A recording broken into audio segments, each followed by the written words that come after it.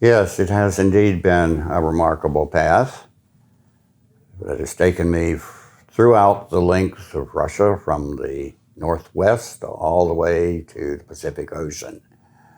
In the course of field work, I have seen remarkable artifacts, nature, and the combination of both in Russia. For example, this splendid ensemble of 18th century churches on the island of Kizhi, Lake Onega in the northwest part of Russia. Near Karelia on the border with Finland. Here you see photographs taken in 2007, the summer of 2007. And this ensemble is on the front of my recently published book. I believe it's my 45th. From Forest to Steppe, the Russian Art Building in Wood.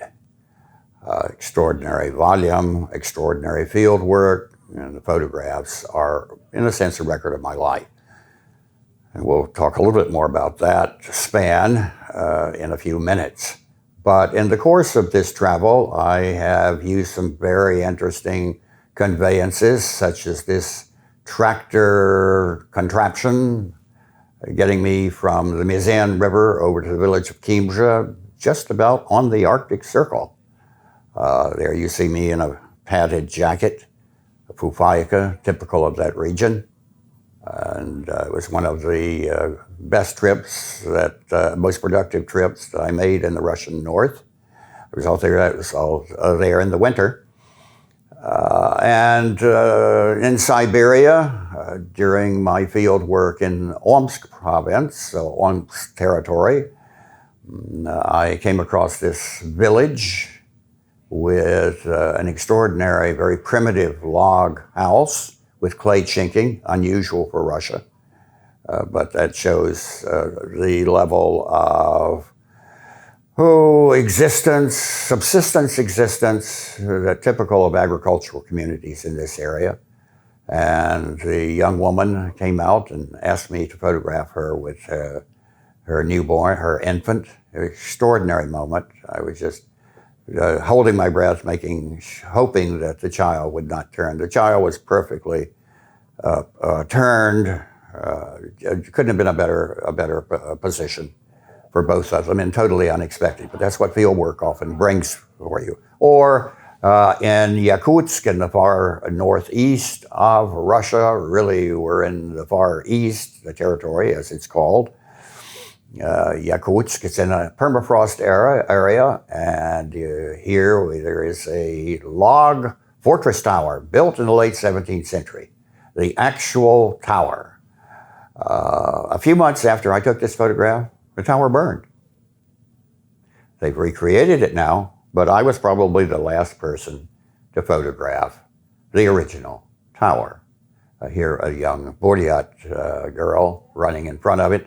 This is a territory inhabited by the people, ethnic group Buryats, among several in Siberia. In fact, this is even called the Republic of Sakha Yakutia, I should say. Buryatia is not that far away. It's also in Siberia, but this is Yakutia. And you see the young girl there who is going to school in the capital city of Yakutsk. So this is a fortress tower in Yakutsk from the late 17th century. And the loss is incalculable, but my photographs have preserved it. Yes, I've been in so many places in Siberia, thanks to the support of the Librarian of Congress, James Billington, that occasionally the tongue slips. But we are looking at Sakha Yakutia here, the capital city of Yakutsk. Buryatia is another story. Also fascinating, the Buddhist culture in Buryatia. Speaking of religious cultures, mixing, I also did work in Tatarstan, which has a mixture of Muslim and Christian populations, all citizens of the Russian Federation. Here I'm speaking at the Raifa Monastery outside of the city of Kazan. A monk there, very interested in the equipment that I'm using to document the monastery, one of the many colorful personages that I met in the course of a half century of fieldwork in Russia. New Orleans, however, is a part of very much my identity, going back to my student days at Tulane. And here I'm just throwing in a photograph that I took in the 1960s of a major house in the Garden District in New Orleans. New Orleans gave me a sense of architecture as milieu. Architecture is an environment. It's very much a part of what I do in Russia. So that these intersections, while not immediately obvious, are essential to the career that I have followed and the person that I am. Well, where does that person come from? Beginning with the origins, I was born in June 28, 1944. Franklin Roosevelt was still president at that time. It was shortly after the Allies had landed in Normandy in D-Day. And here you see a studio photograph taken about 6 months thereafter in Charlotte, North Carolina. Just ready to go forth in the world. Why I'm smiling, I have no idea. Maybe there's a photographer's prop in the background, but there you have it. And my mother, dear mother, holding me. Just here I am looking directly into that camera, presumably a Brownie box camera being held by my father. But it was a difficult time, a turbulent time, the war. We didn't have a home to call our own. So about 6 months after I was born, we moved to live with my mother's parents in Florida. Now, they were all from North Carolina, but my granddaddy was, whom you see in this picture, holding me when I'm about a year old in Tampa, Florida. He grew up, built his own houses near Pittsburgh, North Carolina, the Piedmont part of North Carolina. But it was a hard scramble existence. There was good money to be made in Florida with the America's entry into the war after December 7th, 1941. So he moved to Florida and had work as a carpenter, a master carpenter on a military base there, and we settled in for a while because we didn't have another house. My father was very much at loose ends at that point. So my mother's parents, particularly my grandfather, to whom I dedicated my first book in 1983, Gold and Azure, 1,000 Years of Russian Architecture, author Edward Kraft was a figure of enormous support to me growing up. And here you see a photograph. I'm holding my sister. I'm 8 years old here. My sister is about a year old. She was born in early July 1951, 7 years after me. And I remember that Christmas morning because my father had come back to the household, and it was the height of the Korean War, 1951, and I was playing little soldiers, something silly the way kids do, ambushing commie troops and so forth. And my father kindly interrupted me on this morning with the Christmas tree there, I still remember it, and said, son, the Russians were our allies. And I remember seeing them, and this is a very complex story that I only understood later. My father was born in April 1895, and he fought with the U.S. Marines on the Western Front in 1918. I have his service record. He was later a part of the occupation of the Rhineland in 1919. There you see in a French studio in his Marines uniform with the cap. He was just a private, but he served. You see the globe and the anchor on his field cap there.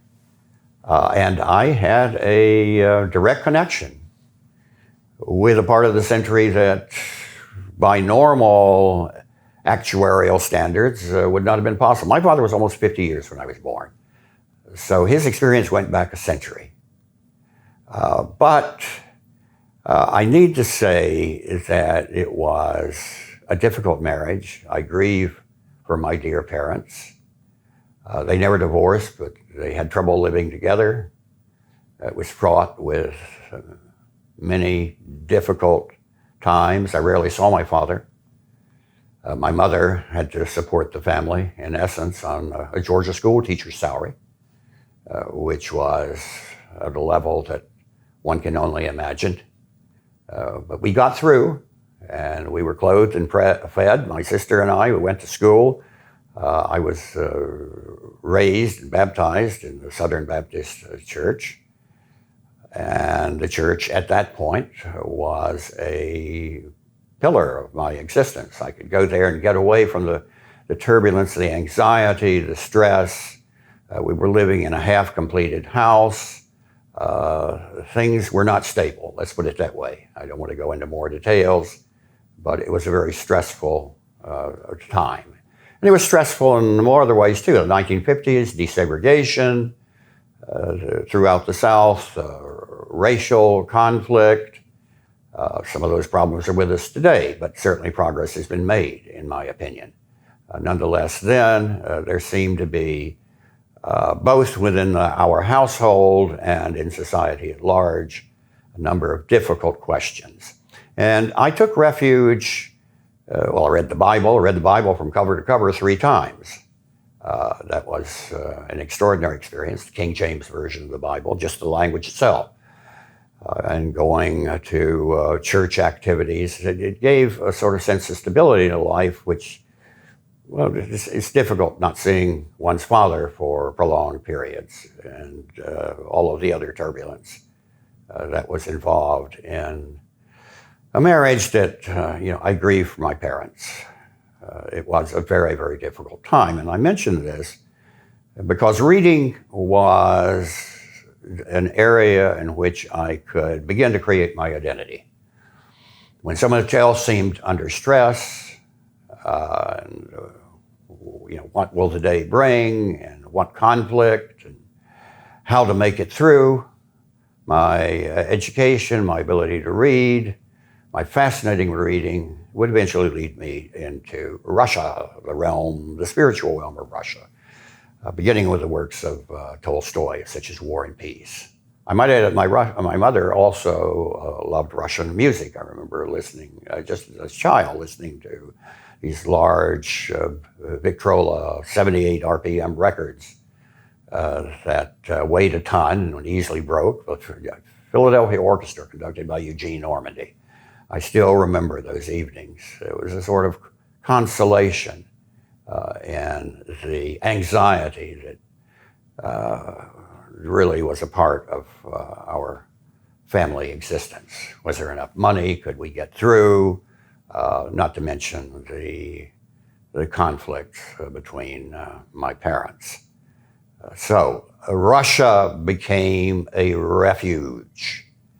The world created by great Russian writers. Even as a teenager, I'd entered that world. In my senior year, I spent most of my education in Gainesville, Georgia, Gainesville public school system. It was very traditional. They didn't offer modern languages. They did teach Latin. And we had a superb Latin teacher. Latin would later be a lifesaver for me when I began studying the intricacies of Russian grammar, because there are, surprisingly, a number of parallels between Latin and Russian.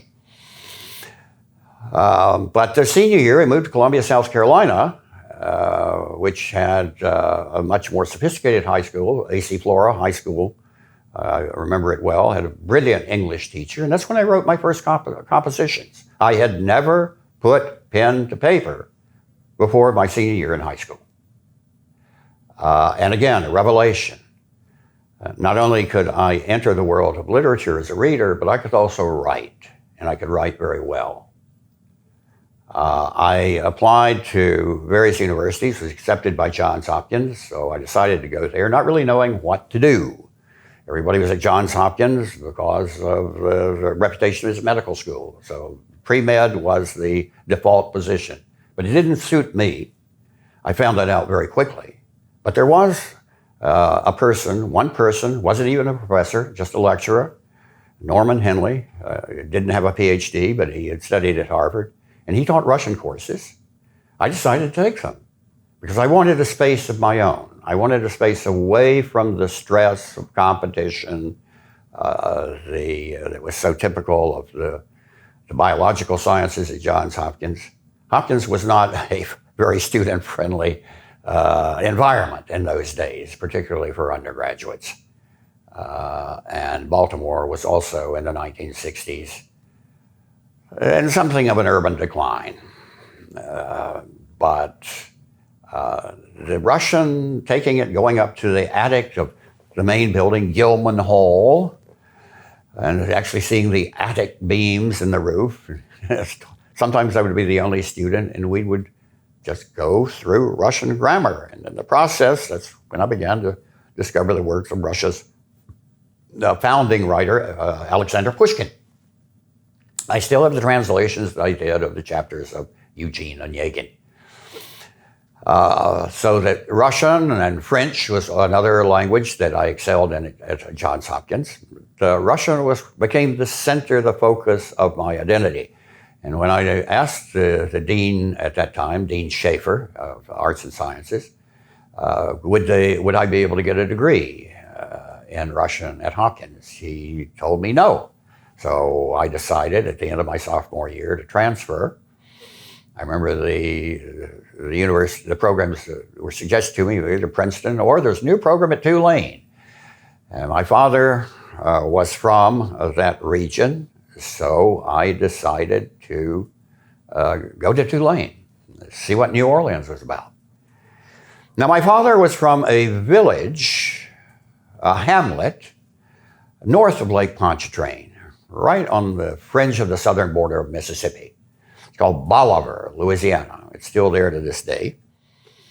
And here you see my father in his Marine dress uniform returning to the family farm, being embraced by his mother, who has that heavy cotton bonnet. You can see the heat and the perspiration stains in my father's shirt in the background. And the hickory trees looming over this picture. It was shot by one of his sisters, the photograph of Aunt Ida,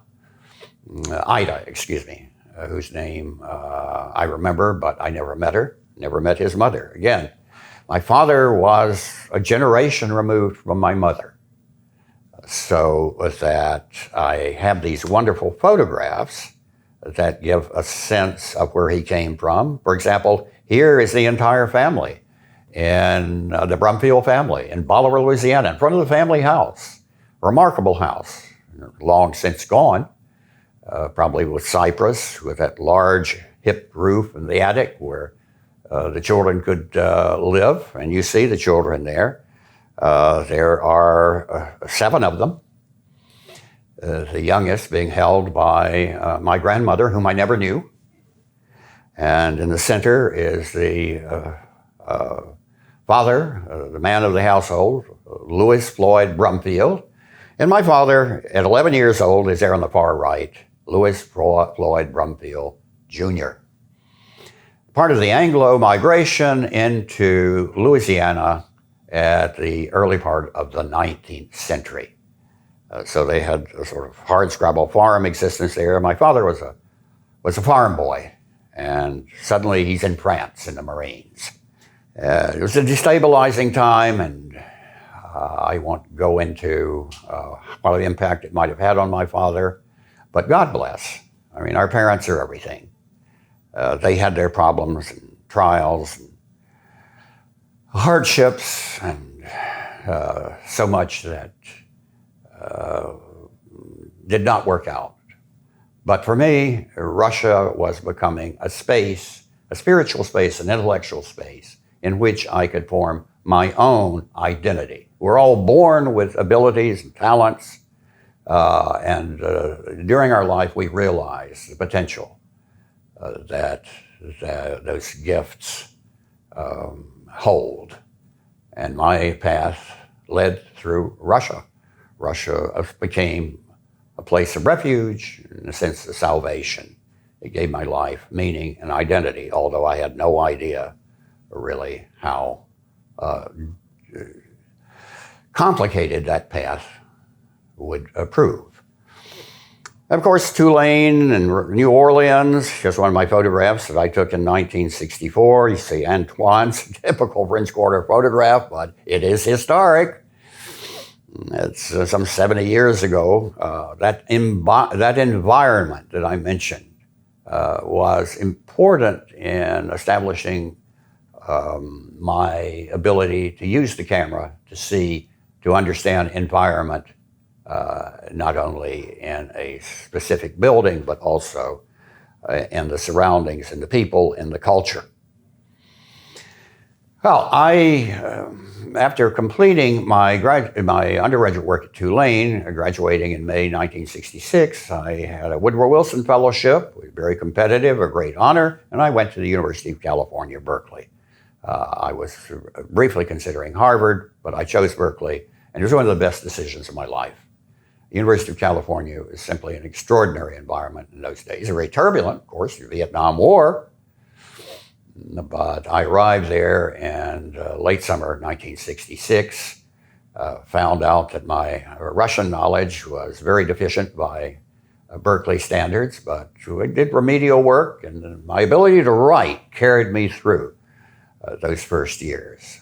That was not only something I gained pleasure from, but it also gained a very high appraisal of my work with the graduate faculty at Berkeley, which I considered at that time the best Slavic program in the country.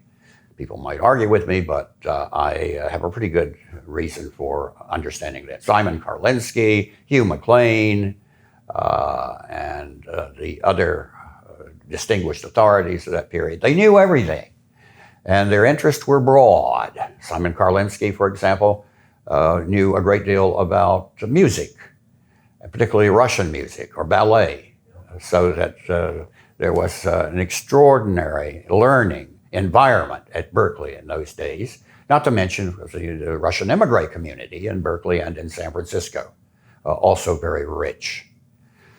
And I graduated with a doctorate in the fall of 1973.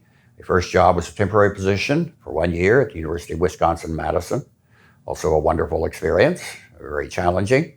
And then I received an assistant professorship at Harvard and went to Harvard in the late summer of 1974. We had a residence at Leverett House, one of the great Harvard houses, and that proved also to be an extraordinary part of my experience. Well, at Harvard, I did the undergraduate courses as an assistant professor in Tolstoy, particularly, a very popular course, had seminars, but increasingly, I was drawn to my work as a photographer. That had begun in New Orleans in the 1960s when I was at Tulane, but I bought my first camera in the summer of 1970 as a graduate student at Berkeley in preparation for my first trip to Russia. Not really thinking, I made a good choice, a camera, a Konica C35, fixed lens, 38 millimeter, it proved ideal, but I had no idea what potential that held. And when I got back in the fall of 1970 and arranged a showing of my slides, my few slides, I didn't take many rolls of film. Again, I didn't know what to expect. I was just startled by the beauty of the results. Some of those photographs are still being taken. And I remember in the audience, I was also surprised to see one of the Olympian figures of the University of California, Gleb Petrovich Struba, who was already semi-retired at that time. He was there in the front row. He was of a famous Russian family that fled after the Bolshevik Revolution in the winter of 1918, crossed over into Finland, and he was never able to go back. He was an opponent of the Bolshevik regime, the communist regime, superb scholar, devotee of Russian literature, particularly 20th century Russian literature. And he was there in the front row, and after that presentation, he came and said to me, with eyes moist and sort of with emotions, a young man, you've returned a part of my life to me. Because that photographs of places near St. Petersburg, for him, were evocative of an aura, and I understood the strength of my work and my photographs. I had to go back in 71, 72 as a dissertation student at Leningrad State University, but found myself just wandering through Petersburg, or Leningrad at that time, much as Dostoevsky had done in the 19th century, just photographing the environment. New Orleans had prepared me for architecture as environment, and what the camera can do to capture that. Now I had a larger project that was in the center of my life as a student of Russia. I was there in Russia, in one of the great historic cities of European culture, and the camera just took me through the streets, winter, fall, spring.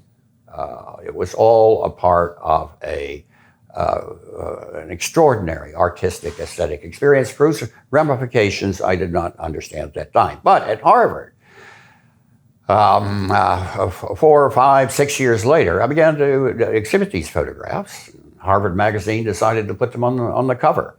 Again, the power, the aesthetic appeal of my work as a photographer opened doors when other avenues seemed to be closed.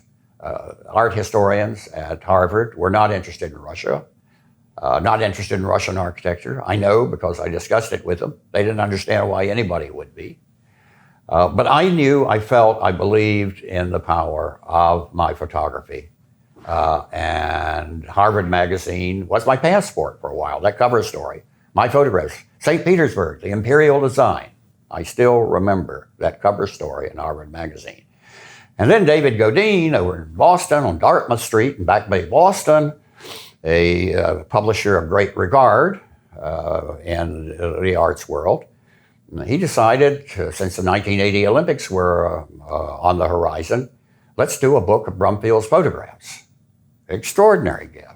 Then he decided he couldn't afford it. I had 2 rejection letters from Godine. But always sympathetic editors had come back, and so I didn't give up, and finally we had a contract. And that resulted eventually in 1983 in my first book. But getting there was difficult. I had to go back to the Soviet Union. No one would, no grant funding organization would support it. Why are you doing this? You're a specialist in Russian literature. What's this all about? Why do you want to suddenly do something on photography and architecture? But through the intervention of friends, I was able to get the directorship of American Council of Teachers of Russian exchange program in Moscow at the Pushkin Institute. I took a group of students over there in September of 1979. The students studied language. I was out there photographing. It was all fine. The students were taken care of. But my mission was to do the photography for this first major book. And you can see me here in the snow in December of 1979, the birch tree in the background, the ancient cathedral, early 15th century cathedral of the Andronikov Monastery in Moscow. And you get some of the attention. I'm holding a big Bronica medium format camera. Of course, I now had a whole raft of professional photographic equipment, again, thanks to Godine's instruction and the arts tutor at Leverett House, where I was living as a resident tutor. So that many people contributed to the foundations of my work as a photographer and a student of Russian architecture, and I'm immensely grateful to all of them. But at that point, it's just trudging 1 foot in front of the other in the snow, intense. You can see that look on the face there. Just getting it done. Keep moving. Believe in yourself. Russia gave me now not only spiritual space, but physical space. I'm there. I'm covering the territory. And the camera is my ally. Well, that book finally came out in 1983. At that time, Harvard had already told me, as it told most assistant professors at that time, we wish you well. So I left Harvard in the summer of 1981. The only job really available there was a position at, believe it or not, Tulane University. So here I am back at Tulane. What are the odds on that? But it had it still had the remnants of a small Russian program, not the graduate program that I knew when I was an undergraduate back in the mid-'60s, but still it was an authentic position. And I had the cooperation of the professors in the art department at that period, Jesse Pesch, Donald Robertson, Richard Tuttle, who were part of a distinguished cadre of art historians at Tulane at that time. So the first book comes out and is widely acclaimed, reviewed in the Times Literary Supplement. James Billington gave it an entire page. And then I also had reviews in the New York Times and elsewhere. So it was a great success. The book almost didn't come out. Godine, at the last minute, managed to create a miracle when the Literary Guild agreed to do a run-on of the book. So that's out. Fall of 1983, and my great gamble with my career, with my life, was justified.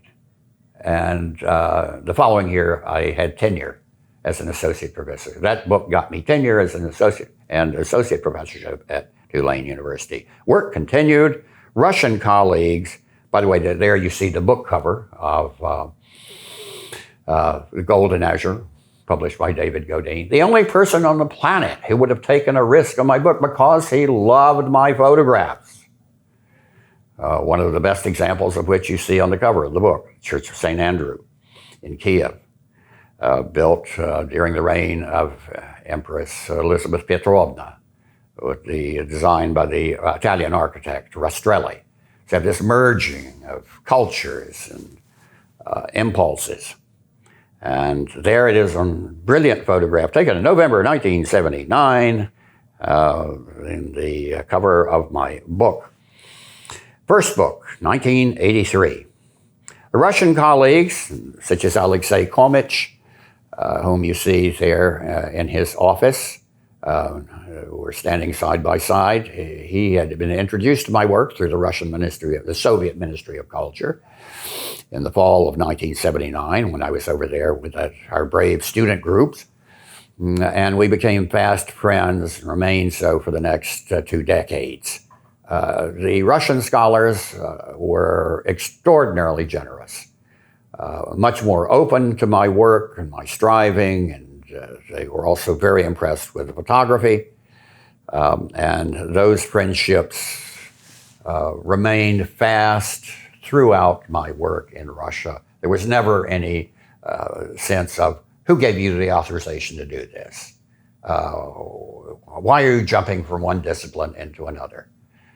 It was a relationship of collegiality that I found immensely encouraging and appropriate, because I was indeed able to deliver the goods. The 1980s, were the time of Gorbachev. Travel was opening up. I was accompanied at a Tulane alumni group on one of the first Western cruises down the Volga River.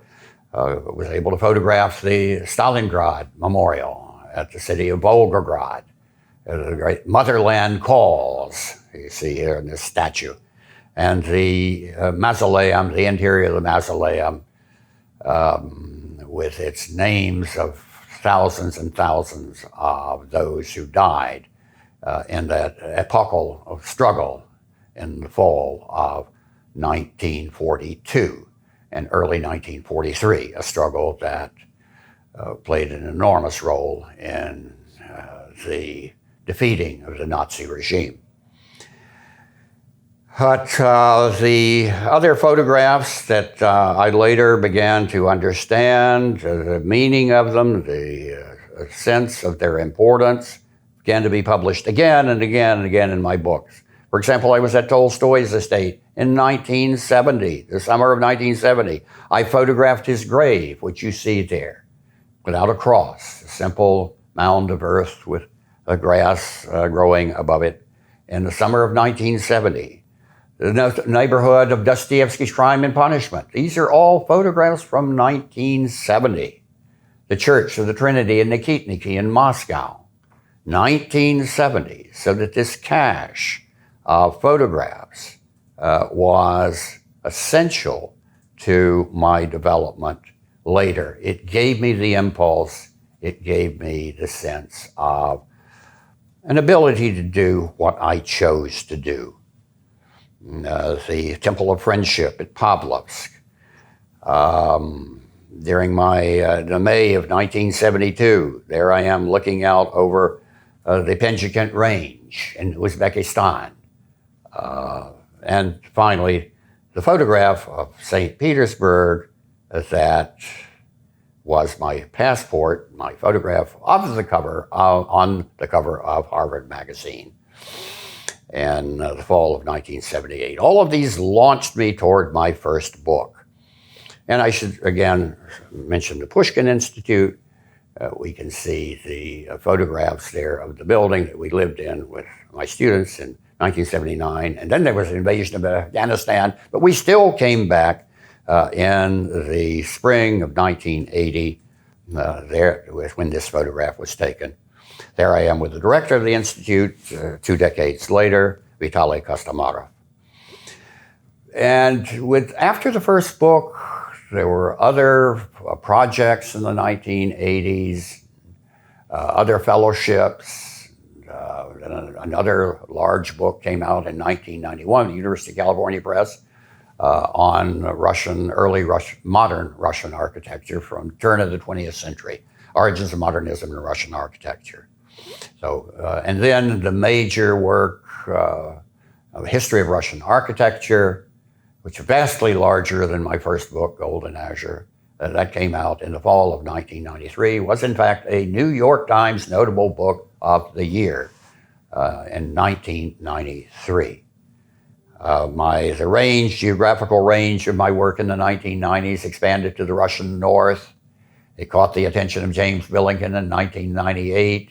He designated me as the historian and photographer of a project called Meeting of Frontiers, sponsored by the U.S.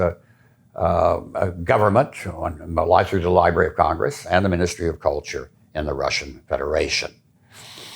So that the work in the North expanded, was a major part of Billington's deciding to send me to Siberia, which he did several times, and it transformed my life. Without Billington, without James Billington, I probably would not have gone even to the Urals, not to mention Siberia and the Far East. All of these extraordinary photographs are part of that great journey. But still, there were challenges and there were triumphs. The Russians decided to establish a major archive, internet archive of my work at the turn of 2000. And the National Gallery of Art, I should mention them. They began collecting my work in March 1985. 1985, National Gallery of Art called me at my office in Tulane. Said, we'd like to establish a collection of your work. It saved my life. It transformed my life. After leaving Harvard, I'd lost my darkroom. I was trying to use an assortment of inadequate darkrooms at Tulane. National Gallery solved all of those problems. March 1985. You do the field work. Bring your film back. We'll develop it. We'll print it. And so the basic collection of my work now, the William Kraft Brumfield collection, is still at the National Gallery of Art. With the digital revolution in 2000, again, a transformational epoch. The National Gallery now said, you digitize your work, we'll take the color as well as the black and white. We no longer need just black and white prints. Do everything. Do those digital files. We'll take the color. And so with my Tulane students, I began to digitize my entire collection of transparencies. Each one of them had a date on it because of my field work on the slide mounts. But the next great threat was Katrina in August of 2005. At that point, the National Endowment for the Humanities was on the debating whether to support a large project digitizing my work and making it available on the internet through the University of Washington in Seattle. But the main question was, did Brumfield's collection survive Katrina? Yes, it did, we found out. On the 3rd floor of Newcomb Hall, which has been a refuge for me in so many ways, the collection, the Brumfield collection, had survived that terrible catastrophe. So that there were further developments as we began to scan tens of thousands of items. Now well over 100,000 items have been scanned, in addition to the black and white, some 12,000 black and white silver prints from my black and white negatives, which are currently housed at the National Gallery of Art. The images are on the server at the National Gallery of Art. The color transparencies are still here with me at Tulane. So that this extraordinary technological leap enabled my work to gain ever wider dissemination through various online articles, through publications, through archives. All of this is now gradually being made available to the public. But the essential work of scanning and annotating these collections, that had to be done in my office with the assistance of Tulane students.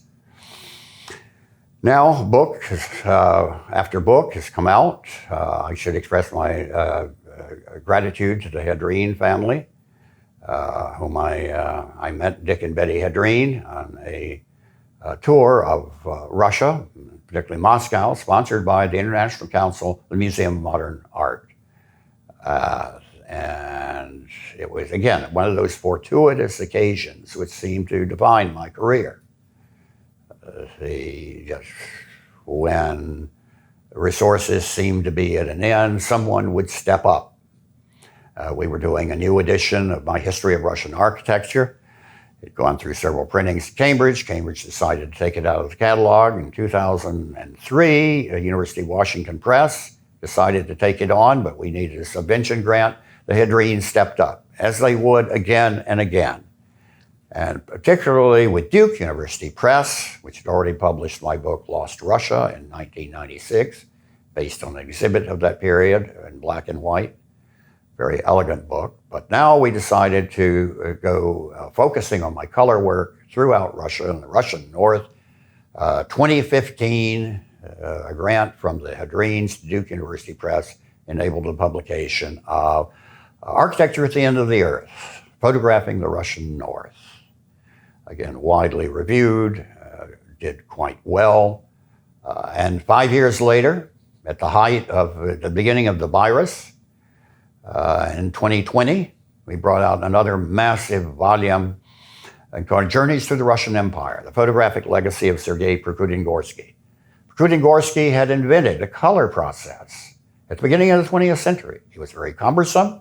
It involved 3 exposures to get the basic color separation. 3 exposures in 1 camera box with different filters.